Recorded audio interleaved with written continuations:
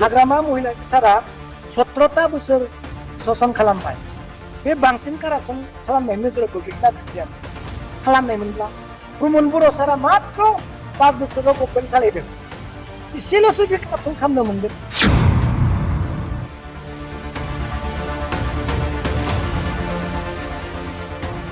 बेरगाव समस्थियाव गासिबो भगबाननि नाम गोजा।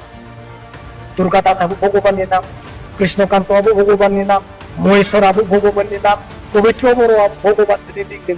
होमबा जोंहा गिनांगौ बेफोरल'सो मोनसे।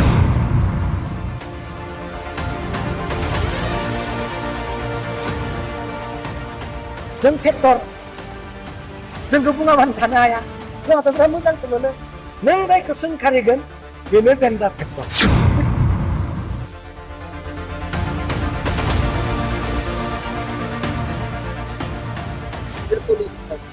मोनबा गेरेन्टिफोर होदोंमोन। दायो बै रादायफोरखौ मावफुंबोगासिनो दं।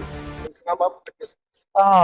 बिसायख'थियाव खोथा होनाय बायदि बे 5 माहायावनो नङा होमबा 5 माहायावनो मोनबा गेरान्टिखौ हाग्रामा महिला सारा मावफुङो। खोथा होनाय बायदि नङा होमबा 5 माहा 5 गेरान्टि सम्पूर्ण होनना बुङो। दा बेयाव मा थानो हागौ?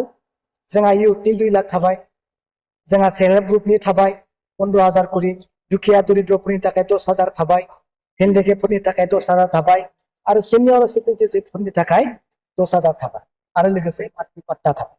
दा दिनै हाग्रामा महिलारि सारा जेखौ बुङो बेखौनो मावो, जेखौ बुङो बेखौनो मावो। आं आगोलबो बुंदों हाग्रामा महिलारि सारा खोब खम खोथा बुङो, खामानिखौ बांसिन मावो नङा होमबा? जायनि थाखाय भेरगाव बेसेबांसो दं? दिनै जोङो भेरगावआव more than 1000नि खाथियाव जों दिनै रानगोन। बाखिया अनलाइन ट्रेन्जेकसन जागोन। सोरनियाबाथ' बोरै हाबसननाय लांबाय, जाय बे बेंकआव हाबसननाय लांबाय जेबो नङा, बिसोरो गावसा मेसेज मोनगोन। दा हाग्रामा महिलारि सारा जे खोथा होदों बेखौ रायजोनि गेजेराव मावफुंनाया जोबोद गिदिर रंजाथाव। आरो हाग्रामा महिलारि जेखौ मावो बुङो बेखौनो मावो। जोंहा उदालगुरियाव मिनि सेक्रेटारियेट बानायगोन होनदोंमोन, बेखौ दिनै आधा रिला खालामनायखौ नोंथां। आरो गोबां बिदिनो इनफ्रास्ट्राक्चार डेभेलपमेन्टनि खामानिफोर दङ, बेखौ दिनै हाग्रामा महिलारि दिनै प्रमद बर' बिथाङा 5 बोसोरावनो रायजोजों नेवसिजायाखै होनबा? 5 बोसोरावनो कारापसना सोर बांसिन खालामो? जाया गभर्नमेन्ट बिसि सालायो बांसिन सालायो बेसो बारा कारापसन खालामो। रायजोनि नोजोराव गोग्लैयो। हाग्रामा महिलारि सारा 17ता बोसोर शासन खालामबाय। बे बांसिन कारापसन खालामनाय नोजोराव गोग्लैना गोग्लैया खालामनायमोनब्ला प्रमद बर' सारा मात्र 5 बोसोराव गभर्नमेन्ट सालायदों।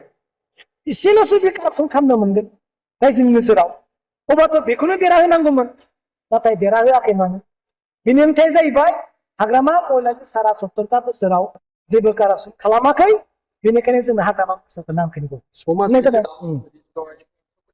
नुगासिनो दङ बायदि बायदि। जों फेक्टर जोंखौ बुङाबानो थानो हाया। जोंहाथ' बिराद मोजांसो मोनो। नों जायखौ सोंखारिगोन बेनो डेन्जार फेक्टर। मिथिबाय? जों फिसा माबानाय साधारन माबाखौ भिसिडिसि चेयारमेनखौ नों रायलाय माबायदि मोनगोन नोङो?